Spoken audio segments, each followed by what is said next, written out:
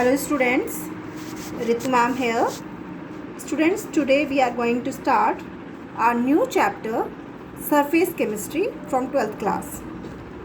Students, surface chemistry is basically the branch of chemistry in which it deals about the study of the phenomena occurring at the surface of a substance. That means ये किसके बारे में study कर रही है? Basically ये कौन सी branch है केमिस्ट्री की? Which deals with the study of phenomena occurring at the surface या इंटरफेस बोलते हैं ऑफ ए सब्सटेंस.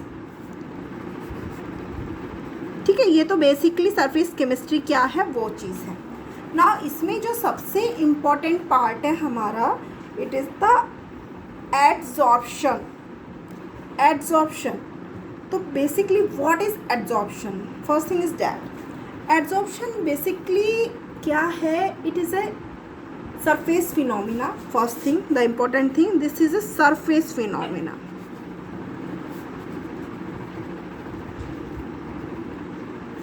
ओके, तो इसमें सिंपल क्या है आपका, इसमें बेसिकली एक्यूमुलेशन ऑफ मॉलिक्यूल्स और एटम्स होता है किसी भी सब्सटेंस के सरफेस पे. ठीक है, अगर मेरे पास कोई सब्सटेंस है और उसके सरफेस पे किसी भी तरह के पार्टिकल्स एक्यूमुलेट हो जाए, एड्जॉर्ब हो जाए, उसको हम एड्जॉर्प्शन कहते हैं. See, there is one difference between adsorption and absorption and we will take it in detail after this topic. ठीक है, तो फर्स्ट हमें एड्जॉर्प्शन समझना है कि पहली चीज़, it is a surface phenomena, this is not a bulk phenomena. यानी जो भी एक्यूमुलेशन ऑफ पार्टिकल होगा वो कहाँ पर होगा? Only on the surface of the particle. ठीक है, अब यहाँ पे बेसिकली मैं आपको एक चीज़ बताऊँगी अभी कि ये जो एड्जॉर्प्शन है यहाँ पे दो तीन चीज़ें आएंगी. पहली चीज़, एड्जॉर्प्शन में आपका इन्वॉल्व होता है एड्जॉर्बेट, फर्स्ट टर्म. दूसरी टर्म जो यूज़ होगी वो होगी आपकी एड्सॉर्बेंट. आप ये दोनों समझेंगे तो आपको एड्सॉर्प्शन भी समझ में आ जाएगा कि क्या है. एड्सॉर्बेट जो होता है, it is basically the substance which accumulate और we can say the molecular species which accumulate on the surface of a substance. यानी ये क्या चीज़ है? Which accumulate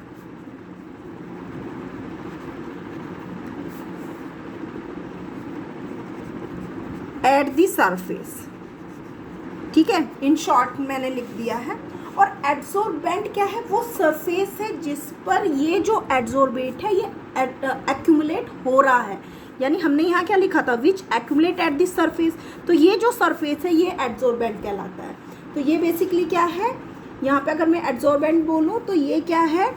simply generally finally divided जो पार्टिकल्स होते हैं किसी भी सब्सटेंस के, मतलब कि जिसका सरफेस एरिया जितना ज़्यादा है उसके ऊपर डिपेंड करता है. तो फाइनली डिवाइडेड सॉलिड, या फिर सिंपली आप लिख सकते हो और material on the surface of which adsorption occur. ठीक है, उसको हम एड्सॉर्बेंट बोलते हैं. अब सिंपल मैं एक तरीके से आपको समझाती हूँ. समझ लीजिए ये हमारे पास एक सॉलिड सरफेस है. ठीक है, this is a solid surface. तो ये सॉलिड सरफेस क्या हो गया हमारा? ये सरफेस था ना, तो ये क्या हो गया हमारा? एड्सॉर्बेंट हो गया. ओके, अब इसके ऊपर अगर इस तरह से कुछ पार्टिकल लिक्विड के या गैस के एड्सॉर्ब हो जाएं इसके सरफेस पे इस तरह से, तो ये जो एक्यूमुलेशन हुआ है जिन पार्टिकल का, इनको हम क्या बोल रहे हैं? एड्सॉर्बेट बोल रहे हैं.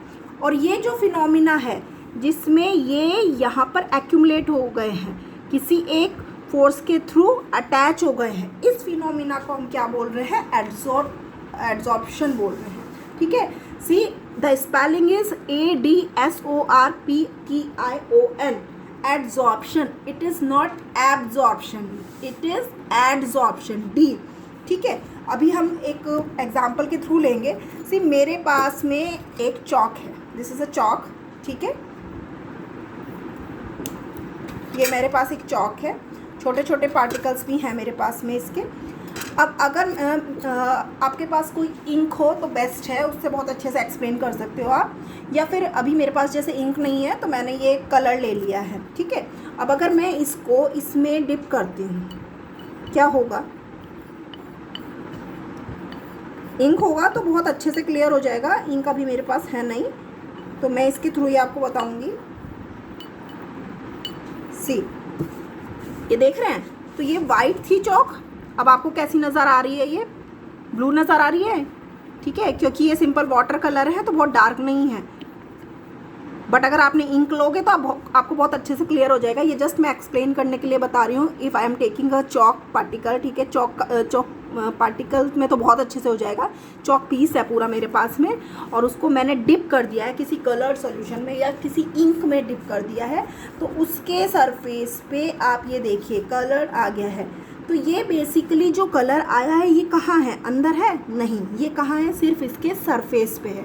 तो ये कौन सा प्रोसेस है? दिस इज एड्जॉर्प्शन, जो सिर्फ सरफेस पे होता है। और जनरली जो एड्जॉर्ब होने वाली चीज़ें हैं ये क्या हैं? आपकी लिक्विड या गैशियस पार्टिकल्स ज़्यादा होते हैं सॉलिड सरफेस पे। अब यहाँ जो ये चॉक हुई जिसने सरफेस प्रोवाइड किया, इसको हम क्या बोलेंगे? ये देखिए सरफेस प्रोवाइड किया, तो ये क्या हो गया? एड्जॉर्बेंट। तो ये चौक क्या हो गई? एड्जॉर्बेंट। और ये जो आपका लिक्विड है, ये जो इंक है या ये जो कलर है जो इसके सरफेस पे आ रहे हैं जिसके पार्टिकल, ये क्या हो गया? एड्जॉर्बेट हो गया। ठीक है, आई थिंक आपको क्लियर हुआ होगा ये।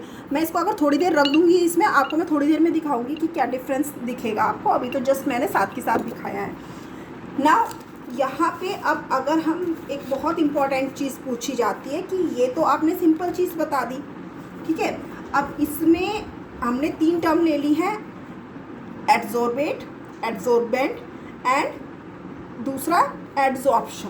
वन थिंग अगर मैं ले लेती हूँ phenomena absorption, I am taking the phenomena absorption. See the word is ABSORPTION। ठीक है, सिर्फ डी और बी का डिफरेंस है, बट ये क्या है? This is the surface, this जो हमारा एड्जॉर्प्शन था वो सरफेस फिनोमिना था, और ये क्या है? It is a bulk phenomena. तो यानी यहाँ सरफेस पे एक्यूमुलेशन ऑफ पार्टिकल नहीं होगा, बल्कि जो पार्टिकल है वो कहाँ तक चले जाएंगे? अंदर तक चले जाएंगे, पेनिट्रेशन होगा इसमें बेसिकली। ठीक है, तो ऐसा फिनोमिना जिसमें बल्क में आपके पार्टिकल्स चले जाएं गैस के या लिक्विड के, उसको हम एब्जॉर्प्शन बोलते हैं। ठीक है, अब इसके बाद में एक और टर्म आएगी, इसका एग्जांपल भी मैं अभी आपको दिखाऊंगी। इसके बाद एक टर्म आ जाती है हमारी डिसॉर्प्शन, डिसॉर्प्शन। डी वर्ड हमेशा रिमूवल के लिए यूज़ किया जाता है। जो डी वर्ड होता है जहाँ भी आएगा, डिहाइड्रेशन, पानी का रिमूवल, कमी होना पानी की, तो उसी तरह से डिसॉर्प्शन। तो डिसॉर्प्शन बेसिकली किस चीज़ को बता रहा है? यहाँ पर इट शोज द या it this in this process there is the removal of absorbed surface substance from the surface. ठीक है, यहाँ बेसिकली क्या हो रहा है? रिमूवल हो रहा है, रिमूवल ऑफ एब्सॉर्ब्ड सब्सटेंस, कहाँ से? From the surface of adsorbent. ये इसको हम एड्जॉर्बेंट बोल रहे हैं ना, एड्जॉर्बेंट से अगर ये रिमूव हो जाए एड्जॉर्बेट, तो उसको हम डिसॉर्प्शन बोलते हैं। नाउ नेक्स्ट टर्म इज, इसमें एक इम्पॉर्टेंट टर्म और है जिसको हम क्या बोलते हैं? जॉर्प्शन बोलते हैं, SORPTION, जॉर्प्शन। तो जॉर्प्शन क्या होता है? जॉर्प्शन में क्या है? जिसमें आपका बेसिकली एड्जॉर्प्शन और एब्जॉर्प्शन दोनों प्रोसेस होते हैं, यानी इट इंक्लूड्स कौन से process? Both process, adsorption and absorption. जिसमें दोनों हो वो आपका एब्जॉर्प्शन है। एक चीज़ मैं बता दूं, ये चैप्टर जो है आपका बेसिकली थ्योरेटिकल चैप्टर है। जैसे इससे पहले जो हमने 4 चैप्टर पढ़े हैं, चारों के चारों हमारे कैसे हैं, न्यूमेरिकल के लिए इम्पॉर्टेंट है। और ये वाला चैप्टर जो है बेसिकली शॉर्ट डेफिनेशंस के लिए इम्पॉर्टेंट है।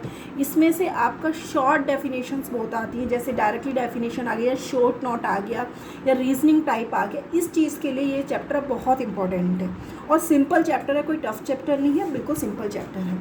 नाउ अब यहाँ पे आपका मैं बेसिकली डिफरेंस लूँगी बिटवीन एड्जॉर्प्शन एंड एब्जॉर्प्शन। तो मैंने अभी आपको बताया, क्योंकि ये पूछा जाता है इसलिए मैं इसको ले रही हूँ। तो ये बेसिकली पहली चीज़ एड्जॉर्प्शन को मैंने आपको बता दिया कि एड्जॉर्प्शन क्या है। ये क्या है, सरफेस फिनोमिना है, और ये क्या है आपका, बल्क फिनोमिना है। ठीक है। सेकंड, आपका अगर ये सरफेस फिनोमिना है तो यानी आपका जो एड्सोर्बेंट है कहाँ होता है, कंसंट्रेट होता है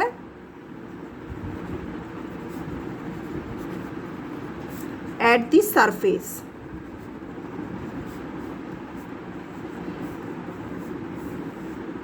कौन सा सब्सटेंस, अगर हम यहाँ बात करें कंसनट्रेट कौन सा हो रहा है, उसको हम क्या बोल रहे थे, एड्सोर्बेट। अभी लिख लीजिए आप, adsorbate concentrated only at the surface. और यहाँ क्या होता है, बेसिकली जो सब्सटेंस होगा वो पेनिट्रेट करेगा,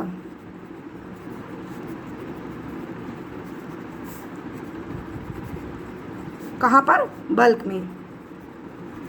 ठीक है, ये चीज़। तो यानी अगर इस तरह से मैंने कोई ये एक सरफेस बना दिया है, तो यहाँ अगर इसके सिर्फ सरफेस पे हो रहा है, जैसे अभी आपको चौक दिखाया था, तो ये क्या हो गया आपका, ये है एड्जॉर्प्शन। और अगर इसमें अंदर तक चला जाए तो ये क्या है, एब्जॉर्प्शन। अब इसका एग्जांपल जैसे आपका क्या बताया है, चॉक इन इंक। ठीक है, बहुत सिंपल एग्जांपल है, आपको दिखाया भी है, अभी फिर से देख लीजिए। अगर आप देखेंगे अब तो देखिए ये सरफेस पे आ गई है। अब अगर मैं इसको तोड़ती हूँ तो क्या अंदर से हुआ है, अंदर से वाइट नहीं, वाइट ही है ना, तो यानी ये कहाँ है, सिर्फ सरफेस पे है। बट अगर इसी को मैं 2-3 दिन तक रख दूँ तो अंदर तक भी पेनिट्रेट कर सकता है। उस कंडीशन में ये आपका एब्जॉर्प्शन हो जाएगा कि सरफेस पे एज वेल एज बल्क में हो जाएगा यहाँ पे फिनोमिना, तो वो एब्जॉर्प्शन हो जाएगा। ठीक है, अभी ये क्या है, अभी ये एड्जॉर्प्शन है। अब यहाँ पे इसको समझने के लिए देखिए, जो हमारा एब्जॉर्प्शन है, एब्जॉर्प्शन का बेसिकली कोई भी स्पॉन्ज ले लीजिए आप, स्पॉन्ज इन वाटर या सिलिका जेल इन वाटर, वो बेस्ट स्पॉन्ज इन वाटर, या फिर एनहाइड्रस CaCl2 जो है वो बहुत इजीली एब्जॉर्ब करता है वाटर वेपर, वो भी इसका एग्जांपल हो सकता है। ठीक है, अब यहाँ पे देखो मैंने बिल्कुल एक सिंपल एग्जांपल दिया है आपको, जो आप सबने देखा होगा। ये क्या है, देखिए ये क्या है, ये स्पॉन्जी रसगुल्ला है। ठीक है, अब यहाँ बेसिकली क्या है, इसके अंदर तक बल्क तक क्या है, बल्क तक जो इसका आपका यहाँ पे ये रस है इसका, ये अंदर तक जा रहा है। तो ये कौन सा प्रोसेस है, ये सरफेस पे नहीं है खाली, ये इसका एक्सट्रैक्ट जो है ये कहाँ जा रहा है, अंदर भी जा रहा है। तो यानी ये कौन सा फिनोमिना है, ये बेसिकली एब्जॉर्प्शन है, जिसमें आपका सरफेस पे ना होके बल्क तक गया है। ठीक है, तो ये बेसिकली डिफरेंस हो गया। नाउ इसके बाद जो हमारा इसके अंदर टॉपिक आता है, it is the mechanism of adsorption. क्योंकि सरफेस केमिस्ट्री पढ़ रहे हैं तो इसमें मेन जो हमें लेनी है वो एड्जॉर्प्शन लेनी है इंस्टेड ऑफ एब्जॉर्प्शन। तो एड्जॉर्प्शन का मैकेनिज्म की अगर बात करते हैं कि होता कैसे है ये प्रोसेस, उसको देखना है हमें। तो यहाँ मैंने एक डायग्राम ड्रॉ किया है, आप ये देखिए, यहाँ कुछ पार्टिकल्स हैं। ये हमारा समझ लीजिए कि कोई सॉलिड सरफेस है। किस चीज़ का सॉलिड सरफेस है, ये हमारा एड्सॉर्बेंट का, ये पूरा का पूरा क्या है, हमारा सॉलिड एड्सॉर्बेंट है, उसका सरफेस है। तो यहाँ हमारे पास 2 टाइप के पार्टिकल्स हैं, एक वो जो सरफेस पे हैं जहाँ मैंने एस लिखा, ये पूरे के पूरे आपके क्या होंगे, S S S S, means S का मतलब सरफेस पार्टिकल्स हैं। और जो ये बीच में है जहाँ मैंने बी लिखा है, बी, ये कैसे पार्टिकल्स हैं, ये आपके बल्क पार्टिकल हैं। ये कैसे हैं, आपके बल्क हैं, बल्क पार्टिकल है, यानी इनसाइड है ये पार्टिकल। और ये कैसे हैं, ये सरफेस पे हैं। तो 2 टाइप के पार्टिकल हैं। अब देखिए जो आपके बल्क में पार्टिकल हैं, बेसिकली ये बल्क में है, ये चारों ओर से इक्वली फोर्स लग रही हैं इनके ऊपर, चारों तरफ से घिरा हुआ है। तो यानी यहाँ पर ये क्या है, जब इनके ऊपर चारों तरफ से फोर्सेस लग रही हैं तो ये म्यूचुअली क्या है, दीज आर म्यूचुअली बैलेंस्ड। ठीक है, यहाँ पे क्या है, जो भी फोर्सेस एक्ट कर रही है बल्क पार्टिकल के ऊपर, उसके थ्रू ये म्यूचुअली बैलेंस्ड हैं। बट जो सरफेस पे हैं उन पे क्या है, they are not surrounded by atoms और मॉलिक्यूल्स इक्वली। यहाँ सिर्फ नीचे पार्टिकल्स हैं, ऊपर तो पार्टिकल्स ही नहीं है। तो यानी ये इक्वली आपके बैलेंस नहीं है, बल्कि क्या है, इनमें नीचे तो फोर्सेस लग रही हैं और ऊपर कोई फोर्स नहीं है। ठीक है, तो यहाँ पे एक जो अनबैलेंस्ड और रेजिडुअल अट्रैक्टिव फोर्स है जो आपके ऊपर नहीं लग रही है, उसके through basically adsorbate particle surface पे अटैच होते हैं। आई एम रिपीटिंग कि यहाँ पर जो सरफेस के पार्टिकल्स हैं, they are not equally attracted by the particles on all side. ठीक है, तो यहाँ पर बेसिकली क्या होगा, यहाँ पर आपका ये जो रेजिडुअल फोर्सेस होंगी सरफेस पे, ये आपकी बेसिकली रेस्पॉन्सिबल है for attracting the adsorbate particle. अब यहाँ से कोई पार्टिकल आया, ये फ्री हैं बिल्कुल, यहाँ पे इनके पास फोर्सेस हैं कुछ, तो वो क्या कर लेंगे, यहाँ से कोई पार्टिकल आया उसको अपनी ओर अट्रैक्ट कर लेंगे, ये इसको अट्रैक्ट कर लेंगे। ठीक है, जिसके थ्रू वो उस पर अटैच हो जाता है। तो ये बेसिकली मैकेनिज्म है एड्सॉर्प्शन का। ठीक है, अब यहाँ पे मैं आपको कुछ एग्जाम्पल तो अगर बताना चाहें तो बेसिकली यहाँ पे मैकेनिज्म को ही पहले डिटेल में ले लेते हैं। एग्जाम्पल हम एड्सॉर्बेंट का, अगर मैं एक दो एग्जाम्पल दे देती हूँ ताकि आपको कन्फ्यूज़न ना हो कि एड्सॉर्बेंट का एग्जाम्पल क्या क्या हो सकते हैं। तो एड्सॉर्बेंट आपका एल्यूमिना जेल है, कई बार 1 मार्क में पूछ लिए जाते हैं, तो इनको याद रखिएगा आप लोग। चारकोल है, ठीक है, सिलिका जेल है, ये बेसिकली एग्जाम्पल है हमारे किसके, एड्सॉर्बेंट के। ठीक है, और एड्सॉर्बेंट मैंने आपको बताया ही था कि जनरली लिक्विड होते हैं या फिर आपके गैसियस पार्टिकल्स होते हैं। ओके, अब नाउ यहाँ मैंने मैकेनिज्म आपको बता दिया कि बेसिकली कैसे आपका अट्रैक्ट हो रहा है, because of unbalance residual attractive forces, उसके थ्रू आपका अट्रैक्ट हो जा रहा है। ठीक है, अब यहाँ मैं एक बार आपको ये ड्रॉ भी कर देती हूँ, ये आपका एस है, तो ये इधर से तो अट्रैक्ट हो रहा है, इधर से हो रहा है, बट यहाँ ये क्या है, अनबैलेंस्ड है, रेजिडुअल फोर्सेस हैं इसके पास में। ठीक है, तो ये बेसिकली एक साइड से फ्री है तो इजीली अट्रैक्ट कर लेता है। अब इसमें जो नेक्स्ट मैकेनिज्म का इम्पॉर्टेंट पार्ट है आपका क्या है कि जब भी आपका अनबैलेंस्ड रेजिडुअल फोर्सेस होती हैं तो यहाँ पर हमेशा क्या होगा, जैसे ही अटैच होने शुरू हो गए पार्टिकल्स, तो यहाँ पे डिक्रीज़ आ जाएगा। किस में डिक्रीज़ आ जाएगा, रेजिडुअल फोर्सेस में। अब यहाँ पे ये पहले रेजिडुअल फोर्सेस फ्री थी, कोई पार्टिकल नहीं था, एड्सॉर्प्शन होना शुरू होता है, यहाँ पे पार्टिकल्स आने शुरू हो जाते हैं, ये मैंने दिखाया हुआ है, यहाँ पार्टिकल्स आने शुरू हो गए। तो यहाँ पे क्या हो जाएगा, basically there will be decrease, यहाँ बेसिकली हो जाएगा decrease in the residual forces of the surface during adsorption. ठीक है,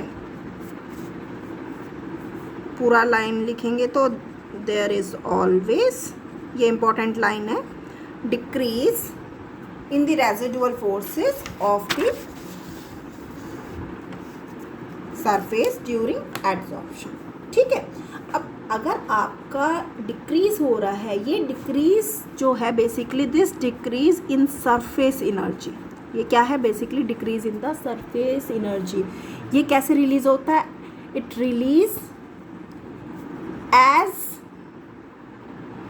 हीट। ठीक है, बेसिकली क्या हो गया, अब ध्यान से समझने की कोशिश करिएगा। हमने ये बता दिया कि रेजिडुअल फोर्सेस थी, वो आपकी फ्री थी, जैसे ही वहाँ पे अट्रैक्ट होने शुरू हो गए पार्टिकल, क्या हो गया, डिक्रीज इन सरफेस एनर्जी हो गया है।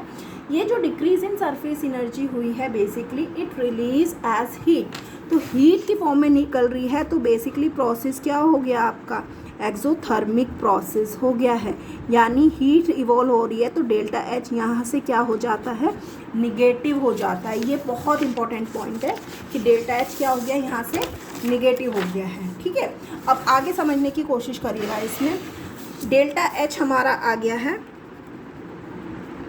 निगेटिव। ठीक है, बेसिकली जब आपका ये वाला प्रोसेस हुआ है तो यहाँ पे मूवमेंट ऑफ मॉलिक्यूल्स क्या हो गया है, रेस्ट्रिक्टेड हो गए हैं। पहले जो गैस एड्जॉर्ब हो रही थी वो फ्री थी, बट अब वो रेस्ट्रिक्टेड हो गई है क्योंकि वो एक सरफेस पे डिपॉजिट हो गई है। ठीक है, तो यहाँ से ऑल्सो यहाँ से क्या हो गया है, जो आपका मूवमेंट है, मूवमेंट ऑफ गैस मॉलिक्यूल्स या एड्जॉर्ब मॉलिक्यूल्स लिख लीजिए आप, बिकम रिस्ट्रिक्टेड। और ये आपको पता है जितना कम मूवमेंट होता है, जितना मूवमेंट में कमी होती है, रैंडमनेस कम हुई तो आपकी एंट्रोपी क्या हो जाती है, डिक्रीज हो जाती है। यानी यहाँ से जो डेल्टा एस है वो हमारा क्या हो गया है, निगेटिव हो गया है। अब यहाँ से एक चीज़ देखिए, जो टी डेल्टा एस है वो भी हमारा निगेटिव हो गया है। वी नो क्या होता है हमारा delta H minus T delta S को हम देखते हैं, तो यहाँ से ये टर्म तो हमारी निगेटिव है, ये वाली टर्म हमारी क्या हो जाएगी, पॉजिटिव हो जाएगी, क्योंकि ये तो अपने आप में निगेटिव है, ये अपने आप में निगेटिव है, निगेटिव साइन के साथ है, तो ये वाला टर्म पूरा का पूरा क्या हो गया, यहाँ पॉजिटिव हो गया है। अब यहाँ पे बेसिकली जो हीट रिलीज होती है वो इन जनरल आपकी ज़्यादा होती है, तो ये ज़्यादा होने की वजह से ये पूरा प्रोसेस क्या हो जाता है, जनरली निगेटिव वैल्यू आती है, जो किसकी वैल्यू हो गई हमारी, डेल्टा जी की। ये किसके इक्वल है, ये हमारा क्या है, it is equal to delta G. तो यहाँ से गिब्स फ्री एनर्जी जो है वो हमारी निगेटिव हो गई, और निगेटिव होने का मतलब जो ये प्रोसेस हो गया, ये क्या हो गया, प्रोसेस स्पॉन्टेनियस प्रोसेस है, it is a spontaneous process. अब मैंने जैसे ही ये चॉक को इसके अंदर डाला था तो मैंने कुछ नहीं किया, इसमें जस्ट डाला है, एक्यूमुलेशन तो खुद से हुआ है, तो कैसा प्रोसेस है, स्पॉन्टेनियस प्रोसेस है। ठीक है, अब इसमें मैं ये नहीं कर रही हूँ कि मैं मतलब इनके पार्टिकल को अपनी किसी अलग फोर्सेस के ऊपर अप्लाई करके लगा रही हूँ, ऐसा कुछ नहीं है। मैंने जस्ट उसको एक दूसरे से टच कराया है, जस्ट एक उसको सरफेस प्रोवाइड कर दिया है, इनके पार्टिकल को वो इस पर एब्जॉर्ब हो गए हैं। तो ये क्यों हुआ है, क्योंकि बेसिकली यहाँ एंट्रोपी निगेटिव आती है, जो डेल्टा एच है सरफेस एनर्जी में डिक्रीज़ होता है, जिसके थ्रू वो निगेटिव है और काफ़ी हाई अमाउंट में निकल रही है, तो यहाँ पे ये वाला फैक्टर पूरा पॉजिटिव हो जाता है। अच्छा, अगर ये किसी तरह से आपका इक्वल आ जाए तो आपका डेल्टा जी की वैल्यू क्या आ जाएगी, ज़ीरो आ जाएगी। ठीक है, मीन्स कि अगर डेल्टा एच और टी डेल्टा एस दोनों इक्वल आ जाए तो ये वाला पार्ट क्या आ जाएगा, आपका ज़ीरो आ जाएगा, और ज़ीरो आने का मतलब कि प्रोसेस आपका क्या आ जाएगा, इक्विलिब्रियम में आ जाता है। ठीक है, तो ये यहाँ पे समझना है आपको। तो बेसिकली हमें जो जनरली क्वेश्चन पूछा जाता है, इसमें ये पूछा जाता है कि why is an adsorption process spontaneous, spontaneous क्यों होता है, तो आपने यही लिख देना है, उसमें पूरा का पूरा यही एक्सप्लेनेशन दे देनी है। या एक्सोथर्मिक प्रोसेस होता है तो क्यों होता है, क्योंकि रेजिडुअल फोर्सेस में जो डिक्रीज़ होता है वो आपका बेसिकली सरफेस एनर्जी में डिक्रीज़ करता है, जिसके थ्रू जो सरफेस एनर्जी है वो हीट की फॉर्म में रिलीज होती है। I think now this is clear to all of you. Now come to our next topic. यहाँ पे जो नेक्स्ट टॉपिक है हमारा, it is the type of adsorption. ठीक है, हमने एड्जॉर्प्शन पढ़ लिया है, उसका मैकेनिज्म पढ़ लिया है। नाउ टाइप ऑफ एड्जॉर्प्शन, तो दो टाइप का एड्जॉर्प्शन है हमारा, one is the physisorption and second is the chemisorption. देखो, फिजियोजॉर्प्शन का मतलब आपका सिंपल क्या है, फिजिकल एड्जॉर्प्शन से है। ठीक है, सिंपली क्या है, फिजिकल एड्जॉर्प्शन, और केमिजॉर्प्शन अंडरस्टूड है ये कि आपका केमिकल एड्जॉर्प्शन की बात कर रहा है। ठीक है, अब यहाँ से फिजियोजॉर्प्शन जो है basically it arises because of van der Waals forces. किस वजह से हो रहा है ये physisorption, because of van der Waals forces. ठीक है, और जो आपका केमिजॉर्प्शन है ये basically because of chemical bond, या जिनको हम बोलते हैं, यहाँ बेसिकली बनते हैं आपके केमिकल बॉन्ड बनते हैं जो बेसिकली आपके आयनिक या फिर कोवलेंट बॉन्ड की फॉर्म में होते हैं। ठीक है, अब यहाँ से ये चीज़ आपको सीधे दिख रही होगी और समझ भी आ रही होगी कि जो आपका फिजिकल एड्जॉर्प्शन या फिजियोजॉर्प्शन है, अगर वो वॉन डर वॉल फोर्सेस के थ्रू बन रहा है तो we all know van der Waals forces are the weak forces. तो यानी ये आपका कैसा होगा, वीक आपका एड्जॉर्प्शन है। और यहाँ पर क्योंकि कंप्लीटली बॉन्ड फॉर्मेशन हो रहा है in the form of ionic और कोवलेंट, यानी केमिकल बॉन्ड का फॉर्मेशन हो रहा है, तो ये जो एड्जॉर्प्शन है ये कैसा हो गया आपका, स्ट्रॉन्ग एड्जॉर्प्शन हो गया। ठीक है, अब इसके बीच में हम डिफरेंस ले लेते हैं फिजियोजॉर्प्शन और केमिजॉर्प्शन के बीच में, जो बहुत इंपॉर्टेंट है। 2 मार्क्स के लिए ये क्वेश्चन बहुत बार आता है एग्ज़ाम में। तो कई बार तो बेसिकली आपको क्या करेंगे कि सिंपली डिफरेंस लिखने को दे देंगे, बट वो पैटर्न अब जनरली नहीं फॉलो होता है बोर्ड में। अब क्या होता है कि आपको 2-3 पॉइंट दे दिए जाते हैं जिनके थ्रू आपको डिफरेंस शो करना होता है। तो इसमें पहला पॉइंट जो है मैं यहाँ आपको बता रही हूँ, the first point is specificity. ठीक है, स्पेसिफिसिटी मतलब कि जो आपका इनका नेचर है वो किस तरह का है। तो जो आपके फिजियोजॉर्प्शन है ये तो generally it is not specific. मैं अभी बताती हूँ आपको कैसे। It is not specific in nature. क्यों स्पेसिफिक नहीं है, क्योंकि बिकॉज यहाँ पे क्या आ रहा है, यहाँ पे जो आपका रहा है बिकॉज जो फॉर्मेशन हुई है वो because of van der Waals forces हुई है, and because van der Waals forces are universal. ठीक है, इसमें बहुत तरह के बॉन्ड्स इन्वॉल्व होते हैं, तो ये स्पेसिफिक नहीं है। ठीक है, अब ये जो आपका केमिजॉर्प्शन है ये कैसा है, it is highly specific. Highly specific in nature. ठीक है, ये हाईली स्पेसिफिक क्यों है आपका, क्योंकि यहाँ पर बेसिकली केमिकल बॉन्ड का फॉर्मेशन होता है। तो जब केमिकल बॉन्ड का फॉर्मेशन होता है तो ऐसा नहीं होगा कि कोई भी पार्टिकल एड्जॉर्ब हो जाएगा। समझ रहे हैं, हर चीज़ केमिकल बॉन्ड बनाए ये ज़रूरी नहीं है। उस कंडीशन में फिजियोजॉर्प्शन होगा कि आपका वीक फोर्सेस से अट्रैक्ट हो जाएगा, बट केमिकली बॉन्ड वहाँ पे नहीं बनेंगे। ठीक है, now come to the second point. Second point जो हमारा है इट इज़ द कि रिवर्सेबल है या इरिवर्सेबल है। रिवर्सेबल है या इरिवर्सेबल है। अब जो फिजिकल एड्जॉर्प्शन है वो आपका कैसा होता है, रिवर्सेबल होता है। रिवर्सेबल क्यों होता है आपका, बेसिकली क्योंकि ये आपका वीक है। ठीक है, तो फिजिकल एड्जॉर्प्शन जब भी आपका होगा ये हमेशा रिवर्सेबल होगा, और ये क्योंकि स्ट्रॉन्ग बॉन्ड है, ठीक है, केमिकल बॉन्ड है, तो ये आपका हमेशा क्या होगा, कंपाउंड फॉर्मेशन हो रहा है यहाँ पे, तो ये आपका इरिवर्सेबल हो जाएगा। Then come to third point, enthalpy of adsorption लेंगे। एंथैल्पी ऑफ एड्जॉर्प्शन, तो अभी एक चीज़ हमने पढ़ी है कि ये आपका वीक फोर्सेस से बन रहा है, ये स्ट्रॉन्ग, तो यहीं से क्लियर हो जा रहा है वीक से बन रहा है, तो यहाँ पे एंथैल्पी ऑफ एड्जॉर्प्शन लो होगी, यहाँ पे एंथैल्पी ऑफ एड्जॉर्प्शन हाई होगी। तो यहाँ generally 20 to 40 kilo joule per मोल आपकी होती है, यानी लो एंथैल्पी ऑफ एड्जॉर्प्शन है।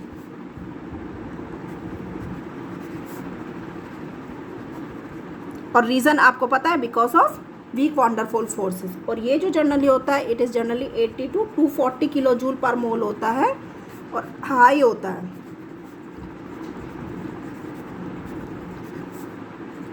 और रीज़न आपको अगर देना हो तो आप सिंपली दे सकते हो, because of the formation of chemical bond and because of the formation of weak van der Waals forces. अगर आप कंप्लीटली इसको लिखना चाहते हैं आप डिटेल में लिख लीजिएगा खुद से, मैं मेन आपको पॉइंट्स बता रही हूँ। देन नेक्स्ट पॉइंट जो है आपका नेचर ऑफ एड्जॉर्बेट।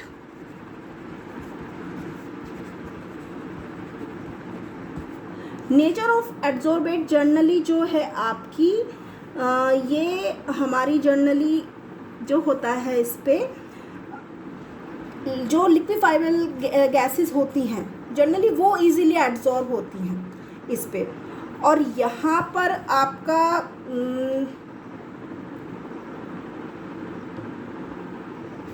बेसिकली यहाँ पर तो आपका जो लिक्विफाइबल गैसेस होती हैं, लिक्विफाइबल गैसेस जो होती हैं जिनका जनरली क्रिटिकल टेम्परेचर, ये आई थिंक लास्ट ईयर पढ़ा है सबने तो ध्यान होगा, क्रिटिकल टेम्परेचर जिनका हाई होता है, विद हाई क्रिटिकल टेम्परेचर जो होती हैं ये ईजिली एब्जॉर्ब होती हैं। ठीक है, किस केस में? जब हमारा केस किसका है? हमारा केस है फिजियोसॉर्प्शन का। जब हमारा केमिसॉर्प्शन का केस है तो यहाँ पर गैसेस जनरली जो आपका इजीली रिएक्ट कर जाए, बस यहाँ कंडीशन ये है विच कैन रिएक्ट किसके साथ में? जो हमारा सरफेस है एड्सॉर्बेंट, ठीक है, वो शो करती है। ठीक है, अब ये बेसिकली इसमें जो इम्पोर्टेंट पॉइंट है हमारा फर्स्ट, सेकंड, थर्ड, और जो मैं अब बताने जा रही हूँ आपको ये वाला पॉइंट, फिफ्थ पॉइंट बहुत इंपॉर्टेंट पॉइंट है, टेम्परेचर का इफ़ेक्ट देखना है। तो टेम्परेचर में एक ये ग्राफ आ जाता है कई बार और पूछ लिया जाता है कि किसके लिए है ये ग्राफ। इस तरह का ग्राफ टेम्परेचर और x/m, ये आपका क्या है कि बेसिकली मतलब कि कितना पार्ट आपका कितने सरफेस पे एब्जॉर्ब हो रहा है उसके लिए एट कांस्टेंट प्रेशर। तो यहाँ पे आप एक चीज़ ध्यान से देखिए, जैसे जैसे टेम्परेचर बढ़ रहा है, जैसे जैसे टेम्परेचर बढ़ रहा है वैसे वैसे क्या हो रहा है? एब्जॉर्प्शन भी बढ़ रहा है। तो यानी लो टेम्परेचर पे जनरली ये वाला प्रोसेस जो होता है आपका एक्सोथर्मिक प्रोसेस है। तो यहाँ पे बेसिकली एट लो टेम्परेचर पे ये इजीली हो जाता है। ये क्या करता है? It occurs at low temperature. ठीक है, अब यहाँ पे प्रोसेस कैसा है?